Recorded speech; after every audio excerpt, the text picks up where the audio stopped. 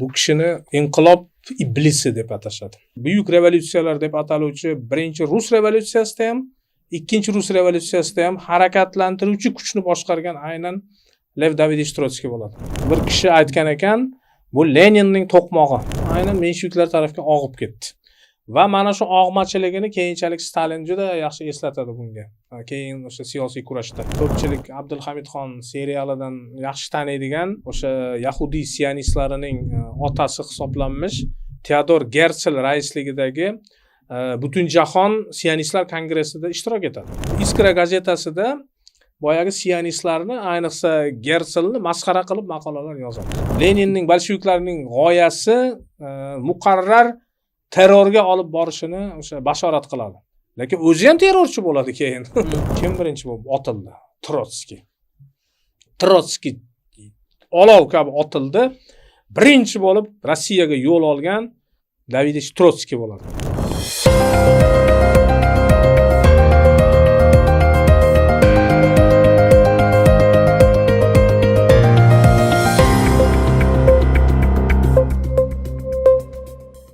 Assalomu alaykum hurmatli kuzatuvchilar, tarix haqida suhbatli suhbatlarimizni davom ettiramiz. Bu galgi mavzuyimiz juda ham qiziq. Suhbatdoshimiz tarixchi Ixtiyor aka Esonov. Assalomu alaykum Ixtiyor aka. Va alaykum assalom, Suhrob.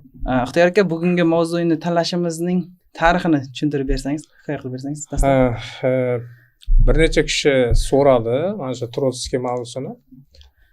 Bir necha kun oldin metroda ketayotganimda bir kishi suhbatlashib qoldik. O'sha metro xodimi ekan, metropoliten xodim. Shu kishi qattiq iltimos qilardi, Trotskiy haqida ko'rsatuv qilib bering. Keyin bir harbiy kishi ham bir necha kun undan ham oldinroq iltimos qilgandi, o'sha kollektiv nomidan mana shu Trotskiy haqida ko'rsatuvlar qilib bersangiz yaxshi bo'lardi degan ma'noda. Shuning uchun Trotskiyni kengroq bugun yoritsak, endi mayli bugun agar menimcha ikkala qismi agar bitta ko'rsatuvga sig'masa, balki ikkinchi ko'rsatuvni ham qilishimiz mumkin bu haqda. Ogohlantirib qo'yaylik. Demak, keling dastlab Trotskiy nega bunchalik mashhur, mana hattoki hokimiyatga ega bo'lmagan bo'lsa ham, ya'ni iqtidorda bo'lmagan bo'lsa ham, mana shuncha odamlar so'rayapti, muhokama qilyapti. Keling dastlab Trotskiy kimligi haqida. Lev Davidovich Bronstein, asli bu o'sha familiyasi Bronstein, Yahudiy. Trotskiy familiyasini keyinroq oladi, bu haqda hozir gapirib beraman. Lev Davidovich Trotskiy bu kishini Suhrob bilasizmi, inqilob iblisi deb atashadi. Inqilob iblisi, demon revolyutsiya. Trotskiy deganda ko'pchilikni ko'z oldiga qora charm kurtka, o'sha charm, o'sha boyagi etik, yaltiraydigan etik, boshida charm kepka va pensne. Mana shu ko'zoynak. Ovozi vahshatli. Buning ovozida qandaydir zaryad borday. Trotskiy gapirganda xuddi qolganlarga ham mana shu inqilob zaryadi xuddi yuqadiganday bo'lardi. U shunday tok berardi va energiya berardiki, mana shu g'alabalar sari boshlaradi. Bu inqilobning g'alabasida Trotskiyning roli nihoyatda katta bo'lgan. To'g'ri, Lenin dohiy edi. Stalin keyin chiqdi. Stalin pismayib olib, bu inqilobda o'zi tayinli qatnashmagan ham, lekin aqlli edi. Stalin ancha aqlli bo'lib chiqdi. Trotskiy o'ylagandan ancha aqlliroq bo'lib chiqdi. Shuning uchun Stalin g'alaba qozondi o'sha keyinchalik siyosiy kurashda. Ammo fakt Trotskiy inqilobni dohiylaridan eng kattalaridan biri edi. Inqilobni amalga oshirgan odamlardan eng kattalaridan biri ham Trotskiy deb bemalol aytsak bo'ladi. Ulardan Lenindan va Stalindan farqli o'laroq bu ikkala o'sha buyuk revolyutsiyalar deb ataluvchi birinchi Rus revolyutsiyasida ham, ikkinchi Rus revolyutsiyasida ham harakatlantiruvchi kuchni boshqargan aynan Lev Davidovich Trotskiy bo'ladi. Rahmat Ixtiyor aka. Keling undan bolaligi, o'sha kommunistik g'oya ta'sirga tushishi, bu g'oyaga xizmat qilinishi, boshlanish davriga to'xtalsak. Boya aytib o'tdim, Lev Davidovich Trotskiy asli familiyasi Bronstein. 1879-yili buni qarang, 7-noyabr ya'ni aynan inqilob kuni keyinchalik o'zi tug'ilgan kunida bu inqilob qiladi. o'sha oktyabr inqilobi deganda aynan 7-noyabrda o'sha eski hisob bilan 26-oktyabr kuni tug'ilgan. Agar bu hokimiyatga kelganda birato'la ikkita bayram nishonlanardi. Ilgari aytishardi-ku, inqilob farzandi deb. Kim 1917-yil tug'ilgan bo'lsa, o'sha inqilob farzandi deb atalardi Sovet davrida. Xuddi bir inqilob bilan birga tug'ilganda. Lev Davidovich Xerson guberniyasida tug'ilgan, ukrainalikda. O'zi ko'pchilik ukrainalik. Xerson guberniyasida Yanovka degan joyda tug'ilgan. Endi mana inqilobchilarni suhrob bolaligi ko'pincha nimada xoru zorlikda o'tgan bo'ladi-yu. Hammasi haligi o'sha yoshlikda bir o'sha xo'rlangan, bir kambag'al bo'lgan, mana Leninning akasini o'sha dorga osishgan, ya'ni podshoga nima qilgani uchun alami bor. Stalinning ham yoshligi juda ham yaxshi emas. O'sha haligi piyonista ota, har kuni kaltaklaydigan ota, ona. Lekin Trotskiy unaqa emas. Trotskiyning yoshligi qiyin o'tmagan. Uncha o'zi ham keyinchalik o'sha o'zi ham ta'riflagan asarlarida. Bu nima deydi, haligi ruschasida zajitочный deydi-ku, ya'ni o'ziga to'q, zamindor. Uni o'ylab qaraganda bir o'rta hol, juda ham badavlat emas, kam, lekin och qoladigan oila emas. O'ziga to'q yahudiy oilasida tug'ilgan, Yelisavetgrad uyezdida. Yerlari bor, otasi o'sha o'rta hol dehqon. O'rta hol dehqon, endi pomeshchik deb deya olmaymiz, lekin bemalol odamlarni ishlatadigan darajadagi yeri bor hisobda. Va bu to'q o'sgan, ammo yoshligi, Trotskiyning yoshligi haqida uncha ko'p ma'lumotlar yo'q, lekin aytish, uni o'zini yozishicha ham yoshligim unchalik bir qiziqarli o'tmagan, bir serый deydi-ku, o'sha kulrang, ya'ni hech kimga bilinmagan. Bu bola maktabda ham o'sha bir bir oldi, bir sinfni oldi ham emas, orqasi ham emas, bir o'rta hol bo'ladi, hech kimga sezilmay yuradigan odamlar toifasidan edi. Otasi David Leontovich Bronstein, boya aytib o'tdim, o'sha ya'ni pomeshchik deb atamaymiz, lekin o'ziga to'q dehqon. Onasi Anna Lvovna Jivatskaya va bular suhrob asli kelib chiqishi Poltava guberniyasidan. Poltavalik bular, Bronsteinlar. Poltavalik yahudiylardan asli. Lekin mana yoshligida Trotskiyning aytishicha, yozishicha, yoshligida uyida ishitdi, ya'ni nima deydi, idish tili, ya'ni ivrit tili bor-ku, yahudiy. Yahudiy tilida gaplashmaganmiz degan, balki ruslar bilan ukrainlarni o'rtasida bir lag'ja bor, ya'ni rus tili bilan ukrain tili o'rtasida lag'ja, surjik deb ataladi. Ana shu surjik tilida gaplashganmiz deb yozgan. Ya'ni yahudiy rus va ukrain orasidagi katta bo'lgan bola. Poltava bu Polsha hududlari? Yo'q, Poltava bu Ukraina hududlari. Bir paytlar Poltava jangi bo'lgan, o'sha Pyotr bilan Shvetsiya qiroli Karol 12 o'rtasida. Xullas, yoshligidan o'sha boya aytib o'tdim, o'ziga to'q oila bo'lgani uchun menimcha o'rta hol oilalar bemalol farzandlarini o'qita oladi qurbiga ega. Boshqalarga o'xshab qiyinchilik bilan bir nima bo'lmagan. Buni Avliyo Pavel deb nomlanuvchi bilim yurtida o'qitadilar. Ya'ni 1889 dan to 1895-yilgacha 6 yil davomida ana shu Avliyo Pavel bilim yurtida o'qiydi. Ustozlaridan biri Georgiy Antonovich Gamov degan kishi bo'lgan. Juda ko'p o'sha aslida shu yerda o'sha o'qituvchidan ko'plab bilimlarni olgan, balki marksistik qarashlar ham balki o'sha bilim yurtida shakllangan ehtimoli katta. Chunki Odessada o'qiydi. Odessa bilasiz, port shahar, juda ko'p g'oyalar ham kirib keladi. U yerda nafaqat savdo sotiq, hamma narsa bor Odessada. Odessa juda buyuk shahar. Kriminal deyishadi, u yerda hamma narsa bor. Yumor ham bor, kriminal ham bor, pul ham bor Odessada. Hazilkashlar, qissaurlar, asta Bender 12 stilni o'qigansiz-ku. Bu yerda hamma narsa bor. Albatta g'oyalar ham bu shaharga kirib keladi. O'zi ustoz Odessa universitetlari mana bunaqa qilgan-ku. boshqa universitetlarga nisbatan erkinroq fikrlaydigan universitet bo'lgan va albatta rektorlar ham u yoqda saylangan, birinchi saylangan nimalar bo'lganda. shunday. Rossiyadagi Albatta, chunki Odessa Rossiya imperiyasining ikkinchi eng katta port shahri bo'ladi, savdo shahri. Birinchi Sankt-Peterburg bo'ladigan bo'lsa, ikkinchisi Odessa har doim. Endi hozir Odessa Ukrainaniki albatta. 1896-yilda Lev Davidovich hali Bronsteyn, bu hali Trotskiy emas. Lev Davidovich Bronsteyn Nikolayevda inqilobiy krujok, ya'ni inqilobiy to'garakka a'zo bo'ladi. 1896-yil. Bu 17 yoshli bola. 17 yoshli bola mana Nikolayevda inqilob krujoviga a'zo bo'lyapti. Va albatta bu yerda o'sha mana shu marksizm o'zi Shuhrat aka bilan bir shu masalani gaplashishimiz kerak. Ko'p so'rashyapti. Qayerga shu marksizm borsa, albatta vabo kabi bir o'lat olib keladi.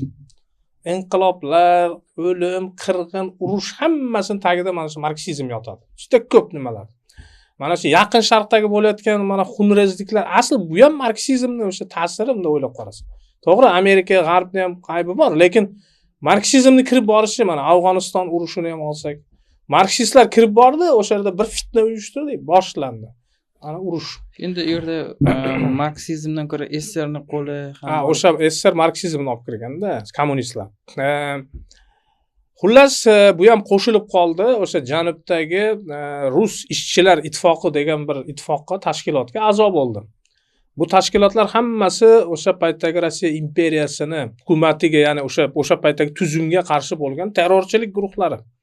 Mana hozir qaysi harakat davlatga qarshi tuzilsa, bu albatta terrorchilik tashkiloti deb ataladi, to'g'rimi? Qo'shimchasiga ekstremistik. Bu aynan ana shu bolsheviklar ki hammasi mana shu Trotskiy ham asli ekstremistlar, terrorchilar aslida.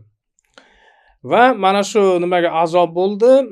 Natijada albatta hali ham podshoh hukumati, nimani men ko'pincha aytaman-da, Rossiya o'sha Nikolay II juda ham yumshoq hokimiyat edi. Yumshoq hokimiyat edi. Agar uni otasi bo'lganda, Aleksandr III bo'lganda yoki u bobo kaloni Nikolay I bo'lganda bular ovozini ham chiqara olmasdi. Mana ko'p ba'zi birovlar aytadi-da, hozir bunday liberallar bunday, demokratlar bunday deydi, lekin liberalizm bo'lmasa qani sen chiqarmading, chiqib bo'psan. Shu liberalizm bo'lgani uchun seni taniyapti. Agar qattiq qo'lroq hukumat bo'lsa, hech kim seni tanimaydi, sen yo'q bo'lib ketasan. Ovozing ham chiqmaydi. Ular ham xuddi shunday. Ya'ni agar Aleksandr III davrini qarasak yoki imperator Nikolay I davrini qarasak, bular ovozini ham chiqara olmasdi. Bular dorga osalardi. Bularni surgun ham qilib o'tirmasdi, dorga osardi yoki o'sha tinchitib qo'ya qolardi. Ammo liberal o'sha islohotlar endi bu yerda faqat nimalarni ham ayblash noto'g'ri, o'sha chunki liberal erkinliklar bermasa jamiyat rivojlanmaydi hamda. Yo uni tanlash kerak, yo buni tanlash kerak-da. Tushunyapsizmi? Yo batamom o'sha erkinlik, liberalizmga yo'l qo'yib berish kerak, ya'ni saylovlar. Bilasizki, demokratik mamlakatlarda mana qarang, hozir ham e'tibor bering, demokratik Yevropa davlatlarida ekstremizm nimalar bo'lgan bilan davlatni tamom ag'darib tashlashga intilmaydi. Yo'q, revolyutsiyalarda yo'qda, chunki ular o'zini g'oyalarini erkin ayta olish huquqiga ega va o'zini g'oyalari orqali qonuniy hokimiyatga intilish, ya'ni ekstremistik ag'darish emas. Chunki qonuniy, mana borsang sayla bo'ldi, nima qilasan, uni qonga botir, uni o'ldir, ot, hech keragi yo'qda demokratik tuzumlarda. Lekin demokratik bo'lmasa, albatta u yerda qo'rqish kerak. Mana shunaqangi terrorchi, inqilobchi kuchlar yetishib chiqaveradi. Misol uchun, o'sha ikkinchi jahon urushidan keyin qaraydigan bo'lsak, Fransiya va Yevropada ultra o'nglarga qarshi qattiq turildi, ya'ni markazchilar bor edi, markazchilar ko'p hokimiyat turdi yoki o'ng markazchilar yoki so'l markazchilar hokimiyat almashib turardi. Shu Fransiyada ham ikkita tomonda konsensus bor ediki, ultra so'llarni ham ultra o'nglarni ham hokimiyatga olib kelmaymiz deb.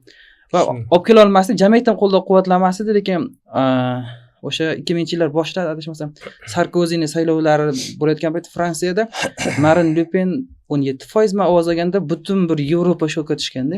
Qanday qilib mana shu ikkita jahon urushini boshdan kechirgan Yevropada ultra o'nglar hokimiyatga kelyapti, bularni qo'llayapti deganda o'shanda ham Marin Le Penga qarshi hech kim siyosiy ta'zir qilmagan.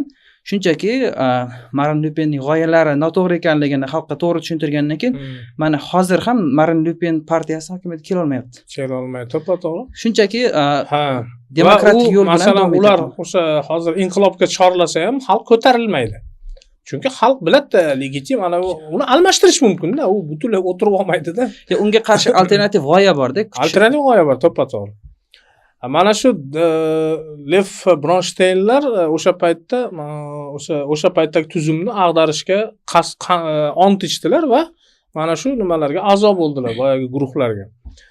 Natijada 1898-yilning 28-yanvar kuni Lev Bronshtayn, ya'ni bo'lg'usi o'sha Trotskiy hibsga olinadi. Birinchi marta hibsga olindi. Mana 19 yoshli yigit hibsga olindi. Mana bular o'zi mana shunday boshlaganda butun hayotini. Bu o'sha men bir ko'rsatuvda aytib o'tgandim. Nechayev degan bir terrorchi bo'lgan, rus terrorizmi degan ko'rsatuvda aytgandim. Ana shu Nechayevni katexezislari bor, ya'ni vasiyatlari bor. Inqilobchi qanday bo'lish kerak degan o'rgatib ketgan. Unaqa tezislarmi, mana katexezislari bor. Har bir inqilobchi nimalar qilish kerak va kim bo'lish kerakligi haqida juda qo'rqinchli bir iblisona bir vasiyatda, qomusda u mana shu inqilobchilar. Bir dastur bilan amalga xizmat qilgan. Shunday. Trotskiylar hammasi o'sha katexezis ostida albatta katta bo'lishgan. Lenin ham, Stalin ham va boshqalar ham va turmaga tushdi. Endi eng qizig'i ana shu qamoqxonaning bosh nazoratchisining familiyasi Trotskiy bo'lgan. Buni familiyasi Trotskiy emas. Nazoratchini, qamoqxona boshlig'ining familiyasi Trotskiy bo'lgan. Tushundingizmi? Nega bu familiyani o'ziga oldi? Hozir aytaman. 1899-yilda 10-oktyabr kuni, ya'ni mana shu bu yanvarda qamalgan bo'lsa, 1898-yil. Oradan mana necha oy o'tyapti. Oktyabrda salkam 1 yilga yaqin vaqt ichida bu o'sha turmada o'tiradi. Odessa sudi uni va sheriklarini boyagi, ya'ni hukumatga qarshi chiqishlarda ayblaydi va haqqoniy ayblanadi. Bu yerda Aleksandra Sokolovskaya degan buni o'sha poddelnitsasi deydi-ku, ya'ni sherigi bor edi, xomtovoq sherigi. Va ana shu Sokolovskaya va uning ikkita akasini hukm qilindi va Sibirga surgun qildilar. Ma'lum bir muddatga, albatta, butun umrga emas, Sibirga surgun qildilar. Va 1900-yildan 1902-yilgacha Lev Davidovich Bronshtayn Irkutskda surgunlikda, o'sha Irkutsk oblastida bo'ladi. Irkutskda. Albatta mana Suxrob o'sha davrda Nikolay II, imperator Nikolay II nihoyatda saxiyligi bu va bo'shangligi bo'lsa kerak. Inqilobchilarga juda sharoitlar, usloviyalar yaxshi bo'lgan. Mana shu hukumatga qarshi chiqqan kuchlarga Sibirga surgun qilgani bilan ular dekabristlarga o'xshab kishanlarda oyog'iga kishan urilgan, har kuni qamchi bilan uriladigan odamlar emas. Boradi, endi Sibirda, agar men mana Sibirda ko'p bo'lganman, u yerda o'zi bitta odam bir minglab kilometrda bitta odam yashaydi, yuzlab kilometrda. Har bir 100 kilometrda bitta odamni ko'rsang, xursand bo'lasan. Bitta kengda Rossiya bahaybat mamlakat. Hammaga qo'rqmas. Ularni qo'riqlash uchun odam yo'qda u yerda. Bor, o'sha qo'yib yuboradi, o'sha yoqda yuraverasan. Uni o'zi qochib kelsang ham katta u yerda. O'rmonning ichida qo'yib yuboradi, o'sha yerdan bitta uyni qurib berishadi, o'sha yerda qanday yashash. Ana shuni o'zi surgun o'zi o'sha. Uni qo'riqlash ham shart emas Sibirda. O'zi aslida siz buni oqlash ham emas-ku. Lekin yolg'izlikni o'zi ham katta bir nima deydi, qamoqdagi bir gapda. Lekin inqilobchilar uchun emas. Tushunyapsizmi? Masalan, kitob o'qiydigan odam uchun u narsani qo'rqita olmaysan yolg'izlik bilan. Inom deydi. Uni farqi yo'q. U Antarktidaga olib borasan, Sahro kabining o'rtasi kitob bo'lsa bo'ldi, u zerikmaydi. Shunaqa g'oyaviy odamlar bor. Ular zerikmaydi. Odam bo'ladimi, bo'lmaydimi? Bularning butun prinsipi shunday, ideologiyasi. Anaqa ilon o'zi qishi bilan yotib zaharini yanada kuchaytirishi. Shunday. Lev Davidovich o'sha yerda mana qarang, bularga o'sha bularga shuncha vakolat mana nima berilganligi, erkinlik berilganligi, mana xohlagan tirikchilikni qilaver. Xohlasang ovchilik qilasanmi, xohlasang baliq tutasanmi, sigir boqasanmi, farqi yo'q. Va Lev Davidovich albatta bular endi og'ir ish, mehnat qiladigan odamlar emas. Inqilobchilar o'zi ko'pchiligi og'ir mehnatdan qochgan odamlar o'zi. Bular dehqonchilik bularga yotda, bularda bir ishchi emas bular. Bular hammasi o'sha Leninni ham, Trotskiysi ham, Stalinni ham bu ish yoqmas odamlar. Bular o'g'rilik, davlatning pulini o'marish, davlatni ag'darish, haligi banklarni o'marish, reparatsiya nima deyiladi-ku, Stalin ham shunday bo'lgan-ku, qaroqchi.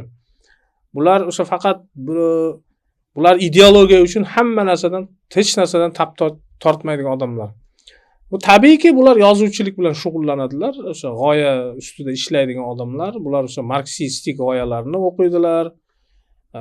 Engelsni nimalarni o'qiydilar va boshqa o'nlab, yuzlab kitoblarni o'qiydigan odamlar. Va tabiiyki bu gazetaga ishga kirib oladi. O'sha yerda ham endi noyob bundan tashqari Sibirda endi u yerda gazetachini o'zini topish bir balada u.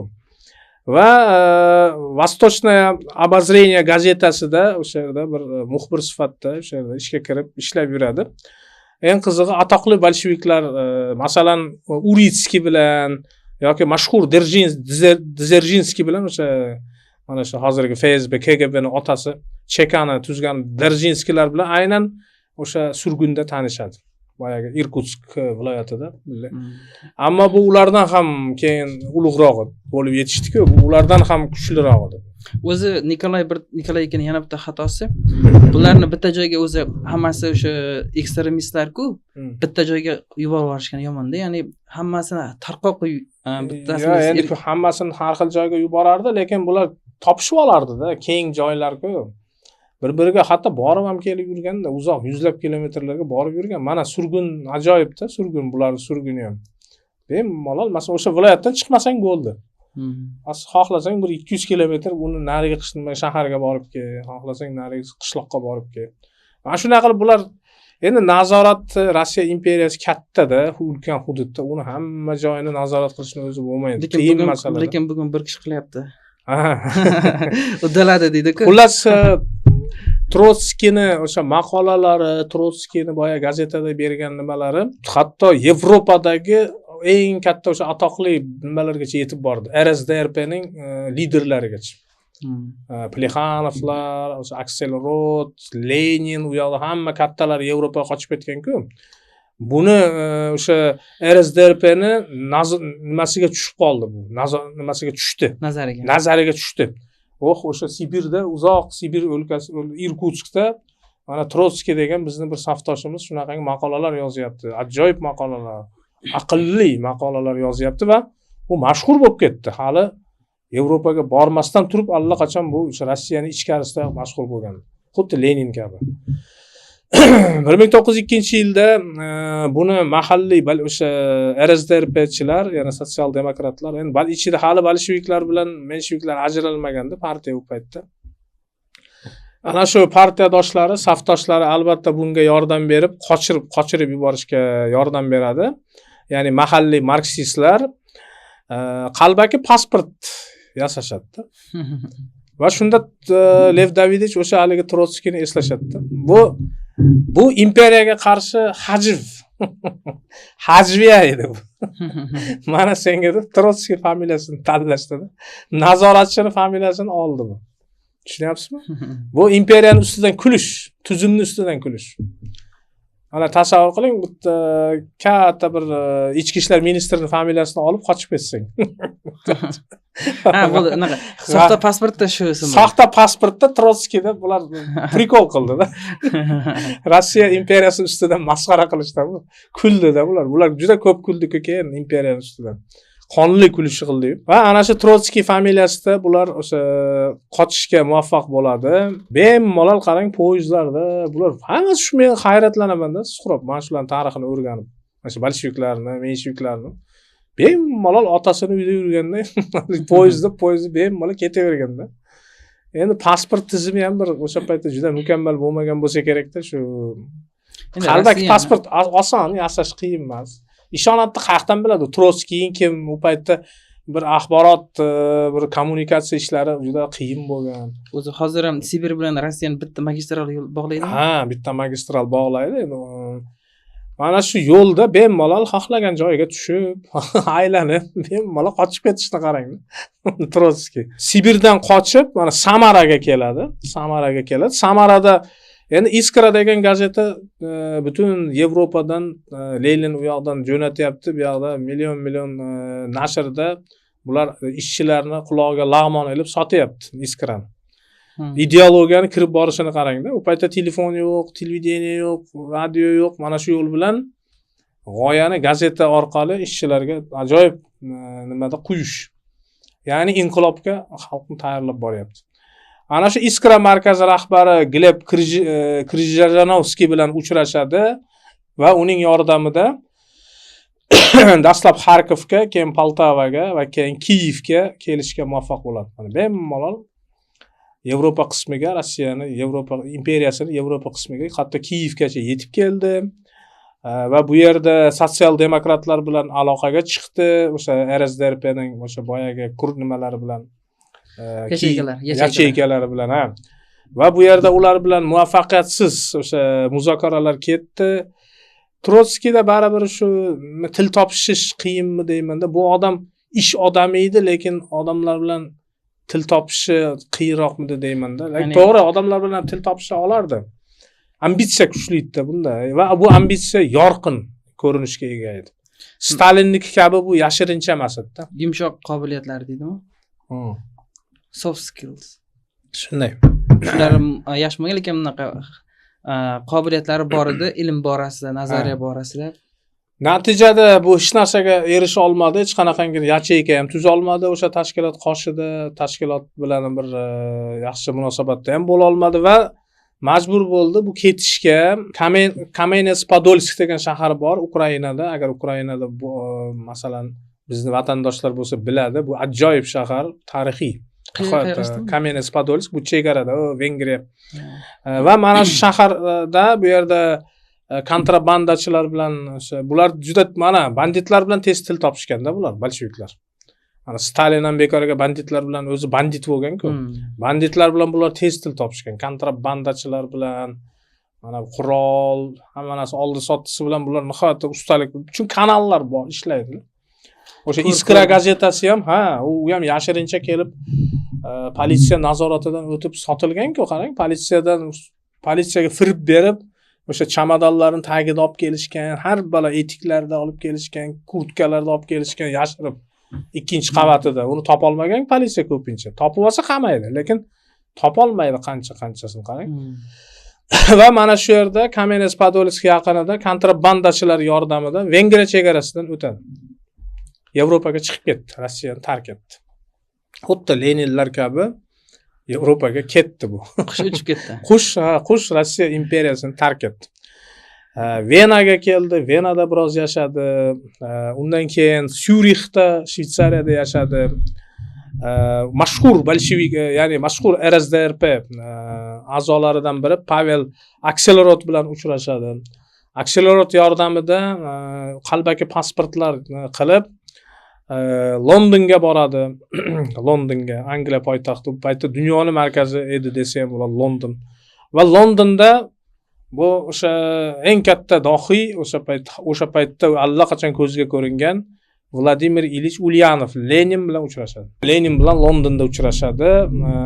U paytda allaqachon Lenin mashhur o'sha o'zini nima qilmoq, что делать asarini yozgan, butun dunyoga dong'i ketgan Lenin Rossiya imperiyasiga. Va tabiiyki ular Trotskiyni quchoq ochib kutib oladilar albatta, chunki Trotskiy ham mashhur bo'lgandi boyagi maqolalari orqali, ular tanirdi Trotskiyni. Trotskiyni nafaqat Lenin, RSDRP liderlaridan o'sha Plexanov yoki Vera Zasulich haqida o'sha rus terrorizmida aytib bergandim. Birinchi rus terroristik aktini boshlab bergan haligi politsiya rahbarini orqasidan otgan ayol. Keyin sudda oqlanib ketadi-ku, Zasulich. U revolyutsiya ramzi edi bu ayol.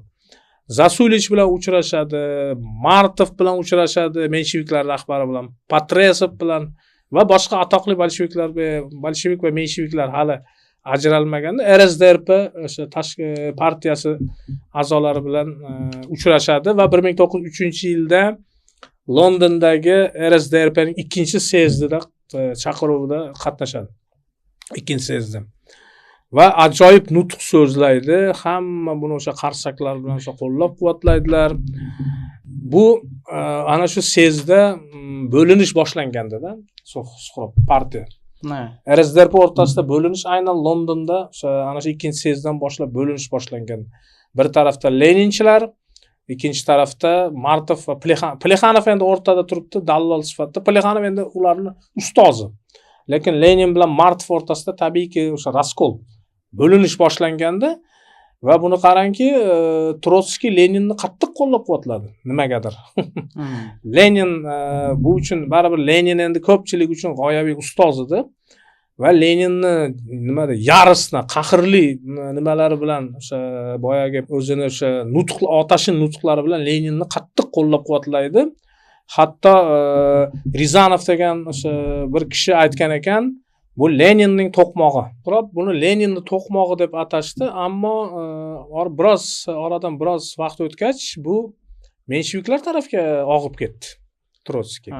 Chunki partiya rahbariyati RSDRPning o'sha yirik a'zolari, ko'zga ko'ringan a'zolari, Plexanov, Zasulich, Akselrod va boshqalar mensheviklar tarafini ola boshladi ular. Va natijada Trotskiy ham aynan mensheviklar tarafga og'ib ketdi. Va mana shu og'machiligini keyinchalik Stalin juda yaxshi eslatadi bunga. Keyin o'sha siyosiy kurashda. Bolsheviklarni sen vaqtida sotgansan, mensheviklar tarafga o'tib ketgansan degan gaplar keyinchalik juda yaxshi eslatiladi.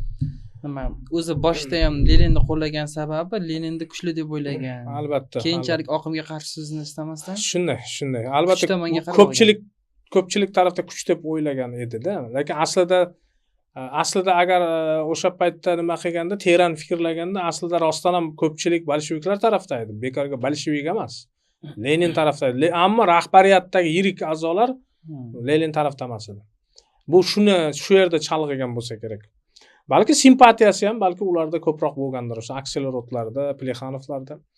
Xullas buni hayoti o'sha yili o'sha juda ham bir nima deydi, olovli yillari edi, yoshlik davri. Parijda Natalya Sidova degan ayolga uylanadi va yana bir ajoyib bir voqea bo'ladi. Bu mana ko'pchilik Abdulhamidxon serialidan yaxshi taniydigan o'sha Yahudiy sionistlarining otasi hisoblanmish Teodor Gersel raisligidagi Butunjahon sionistlar kongressida ishtirok etadi. Trotskiy. Yahudiy bo'lgani uchun emas. Bu ham Yahudiy albatta, o'sha Bronstein, Trotskiy. Yahudiy bo'lgani uchun emas, balki Iskra gazetasining muxbiri, korrespondenti sifatida mana shu nimada qatnashadi. Mana shu syezni yoritish uchun shu syezda qatnashadi.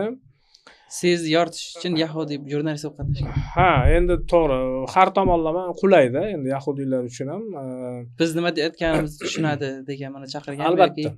Ular nima deyotganini yoki bizga obyektiv yoki biz tarafdan turib yoritadi degan ma'noda bo'lishi mumkin. Menimcha shunaqa. Bazel shahrida bo'ladi mana shu kongress, Butunjahon sionistlar kongressi Shveysariyaning Bazelida. Endi bolsheviklarning o'zi asosiy makoni ham Shveysariya, o'sha hududlarida-ku, Shveysariya, Fransiya va bu Trotskiy borku, Gerselni to'g'risi yoqtirmay qoldi. O'sha syezda yoqtirmaydi nimagadir. Balki bularni nima deydi, bularni g'oyalarini bir utopiya hisoblaganmi? Bu endi baribir bular pragmatik bo'lgan-ku, bular ko'proq aytayotgan gaplari nazariga to'g'ri kelmayapti. Shunday, balki bu utopiya hisoblangan bo'lsa kerak va ular o'ylaganday bular tarafdori bo'lib chiqmadi, sionistlar tarafdori bo'lib chiqmadi, balki o'sha gazetada, ya'ni o'sha Iskra gazetasida boyagi sionistlarni, ayniqsa Gerselni masxara qilib maqolalar yozadi. Trotskiy masxara qilib ularni g'oyalari puch degan ma'noda shu yumoristik bir hajv usulida maqolalar chiqaradi. Endi bizni yo'limiz boshqa deydi-da. Senlarning yo'llaring boshqa, mana sionizm boshqa. Biz revolyutsiya, inqilob, marksistik yo'l boshqa. 1904-yilda bu yana mensheviklardan uzoqlashdi. Bu og'machida birinchi Lenin tarafga o'tdi, keyin mensheviklar tarafga o'tdi. Oradan bir yildan keyin yana o'sha endi bu safar bolsheviklar tarafdori emas edi, ya'ni bolsheviklar tarafiga emas, balki mashhur siyosiy qallob avantyurist Parvus bilan yaqinlashadi. O'sha Aleksandr Parvus bilan yaqinlashadi, mashhur o'sha afsonaviy Parvus. Men yana bir marta aytmoqchiman, ko'pchilik tomoshabinlarimizga Parvusni haddan tashqari bir katta shaxs sifatida ko'rmay qo'ya qolinglar. Uni haddan tashqari u revolyutsiyalarni uyushtiradigan bir haligi uni ayniqsa mana shu Buninning asarlaridan o'qib bu odamni haddan tashqari afsonaviy bir shaxs sifatida ko'radi ko'pchilik. Unaqa emas. Bu qallob, siyosiy qallob. To'g'ri, uyushtira oladi. Bu faqat dallollik qiladi-da, masalan. Bu o'sha revolyutsiyalar orqasida turgan uyushtiruvchilarni pulini bularga yetkazib berib, o'shalardan pul ishlaydigan o'rtakash odam. Tushunyapsizmi? Qo'g'irchoq boz emas bu. Faqat o'sha orqada o'ynatayotganlarni o'zi o'rtadagi dallol bu, xolos. Vositachi. Shuning uchun bu ajala olamshumul shaxs sifatida ko'rish noto'g'ri Parvusni. Ammo katta shaxs, albatta Parvus katta shaxs, chunki shu orqali gaplashadi boyagi yirik boylar ham, boshqalar ham. Ana shu Parvus bilan yaqinlashdi Lev Davidich. Undan keyin aynan mana shu yillari permanent inqilob degan g'oya bor-da, permanent inqilob g'oyasi bor. Bu g'oya nima deydi? Qoloq mamlakatlarda ham rivojlanayotgan, ya'ni taraqqiy qilgan mamlakatlarda, ya'ni proletariat yo'q mamlakatlarda ham inqilob qilish mumkin degan bir g'oya bor edi. Bu marksistik g'oyadan ancha uzoqroq g'oya.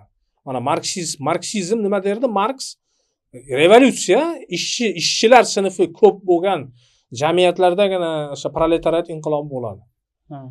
Dehqonlar ko'p bo'lsa inqilob bo'lmaydi, u revolyutsiya bo'lmaydi, u bor yo'g'i qo'zg'olon bo'ladi. Tushunyapsizmi? O'rta asrlardagi qo'zg'olon, Pugachov qo'zg'olonlari, ana u Tayler qo'zg'olonlari bo'lganki Yevropada, jadagi Jakeriya qo'zg'olonlar. Revolyutsiya emas. Revolyutsiya mana fransuz revolyutsiyasini aytsa bo'ladi. Endi Fransiyada allaqachon shakllanib bo'lgandi va u Parijda bo'lgandi. Burjua inqilob. Shu shaharda bo'lgani uchun inqilob deyilardi. Shuning uchun bu permanent inqilob g'oyasi yo'q derdi bu ko'proq o'sha Bakuninlar, o'sha anarxizm nimasi ham qandaydir uyg'unlashgan. Bu yerda Trotskiy aytdiki, inqilobni demak Rossiyaga o'xshagan agrar qoloq mamlakatlarda ham qilsa bo'ladi. Buni keyin Leninlar ham qo'llab-quvvatladi keyinchalik. Haqiqatan ham inqilob bo'ldi-ku Rossiya imperiyasida. Mana shu o'sha permanent inqilobi g'oyasi bilan qiziqib qoldi va Trotskiy o'sha yili bizning siyosiy masalalarimiz degan asar yozadi. Bizning siyosiy masalalarimiz. Bu yerda Lenin bilan g'oyaviy to'qnashdi. Trotskiy g'oyaviy to'qnashadi, chunki Trotskiy bu asarida Leninni bir qadam oldinga, ikki qadam orqaga degan asariga zid masalalarni ko'targanlar. Unga zid, boyagi Leninning asariga qarshi bu g'oyaviy zid asar yozgan edi. Va albatta Leninning bolsheviklarning g'oyasi muqarrar terrorga olib borishini o'sha bashorat qiladi Trotskiy. Bu terror yo'li. Lekin o'zi ham terrorchi bo'ladi keyin. O'zi ham o'sha ishchilarni qancha odamni qonini to'kdi. Bu ham oppoq emas, ko'pni qatardi. Xuddi o'shalar kabi buni ham oyoq qo'li qon, oyog'igacha qon bo'ldi. Ammo o'sha paytda Leninga qarshi mana shu asar yozildi. Lenin nihoyatda g'azablanadi bu asardan. Trotskiyni qallobdan olib qallobga soladi, muttahamga soladi, bir tenga qimmatsan deydi. Xullas ikkalasi shu yerda g'oyaviy to'qnashadi. Endi g'oyaga qarshi g'oya qo'ymaydi-da, shaxsiyatga o'tib ketadi. Shunday. Ammo mana shu yillari bularda hali Rossiyada bular inqilob bo'lishini bular hayoliga ham keltirmagan. Bu inqilob xudo biladi 100 yildan keyin bo'ladimi degan fikrlarda yuradigan odamlar. Va Rus-Yapon urushi boshlandi, bilasiz. Rus-Yapon urushi boshlandi.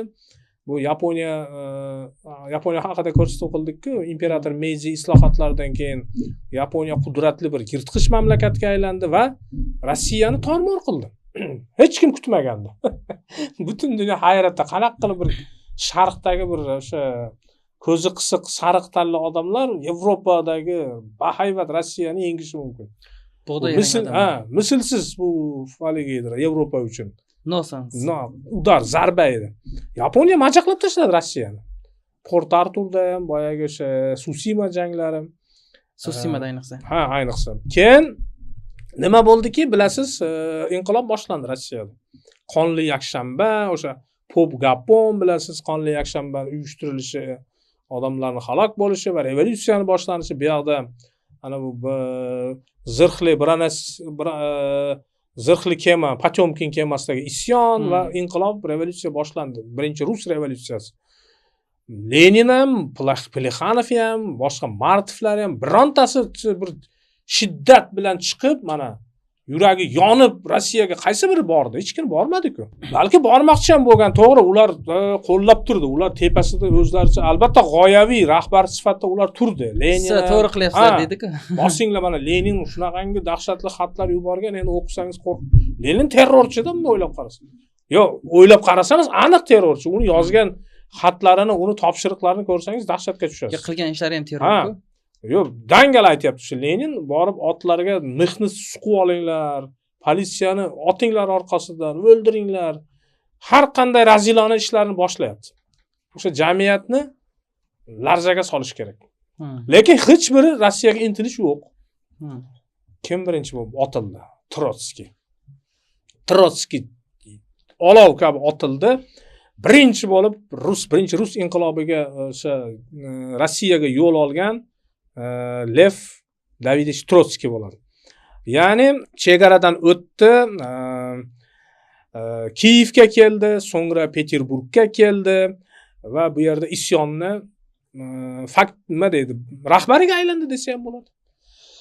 Pop Gapon chiqib ketgan Yevropaga boya qonli yakshanbadan keyin inqilobning rahbarlaridan biriga aylandi. Eng katta bir nima deydi, liderga aylandi Trotskiy. Birinchi rus inqilobining lideriga aylandi. Chunki keldi bu Peterburgga keldi. Bu yerda o'sha boyagi manifestlarda e'lon qilishda, ayniqsa moliyaviy manifest e'lon qilishda bu qatnashdi va boyagi o'sha nima deydi, inqilobiy harakatlarni tuzishda bosh-qosh bo'lib aynan Trotskiy turdi. Va tabiiyki uni hibsga olishadi. Albatta hibsga olishadi. Nega hibsga olmasligi kerak? Nima uchun Rossiya hukumatini ayblaymiz? Masalan, mana ko'pchilik Rossiyani ayblaydi-da, bu to'g'ri bo'lgan bu revolyutsiyalar. Nima uchun hibsga olmaslik kerak? Hozir inqilob qilsa, xohlagan davlat hibsga oladi. Misol uchun demokratiya deymiz. Ular ham hibsga oladi. Haqiqatan ham demokratiya. Misol uchun Ispaniyadagi Barselona referendumlaridan keyin hibsga oldi adashmasam, tan olishmadi-ku referendum natijalarini. Shunday. Va 1905-yil mana Trotskiy Shvetsariyadan Rossiyaga kelgan edi. Peterburgda isyonda revolyutsiyaning boshida qatnashdi va albatta 3-dekabr kuni hibsga olindi va Sibirga butun umrga endi surgunga jo'natildi. Butun umrlik. Ilgari bir necha yillik surgun edi-ku, birinchi surguni. Bu safar butun umrga, umrbod Abdorsk degan joy, hozirgi Salixardga surgun qilindi. Salixardga surgun qilindi, ammo yo'lda qochib ketdi. G'aroyibda bular. Bular yo'lda qochib ketadi. Qanday? Mana Rossiya imperiyasining shu darajada gumanizmini qarang-da, yo shu darajada bo'shligini. Bularni konvoy bilan olib ketish kerak, zanjir bilan qo'lida. Xuddi dekabristlarni qanday olib ketganda, zanjirlar bilan, to'g'rimi? Bularni bemalol vagonga solib qo'yadi, xuddi bir otasini uyidagi haligi sayohatga ketayotganda albatta qochadi-da u. Albatta qochadi. Mana shu Nikolayning bo'shangligi o'zini boshiga yetdi oxiri hukumatini. Ixtiyor aka, mana shu yerda ko'rsatib tugatsak nima deysiz? Birinchi qismini bo'ladi. Keyingisi birinchi rus inqilobidan keyingi Trotskiy. Shunday. Mayli. Hurmatli kuzatuvchilar, demak bu Trotskiy haqida ko'rsatuvimizni kamida 3 qismga bo'lmoqchimiz. O'sha oktyabr inqilobigacha bo'lgan Trotskiy, oktyabr inqilobidan keyin o'sha o'limi, ya'ni Meksikada o'ldirilishigacha bo'lgan Trotskiy qilib olmoqchimiz. Men shunday deb fikr bildirmoqchiman. Ixtiyor aka, mencha yaxshi bo'lardi mana shunday qilsak. Mayli. Demak, bizni oxirigacha kuzatganlarga rahmat va o'sha mavzu doirasi, ya'ni oktyabr inqilobigacha bo'lgan davrda Trotskiy bo'yicha savollaringiz bo'lsa yozib qoldirsangiz, keyingi ko'rsatuvda aynan o'sha savollarga ham javob berishga harakat qilamiz. Rahmat hammaga, ustoz, rahmat sizga. Xayr. Bizga obuna bo'lishni unutmang. Hammaga xayr.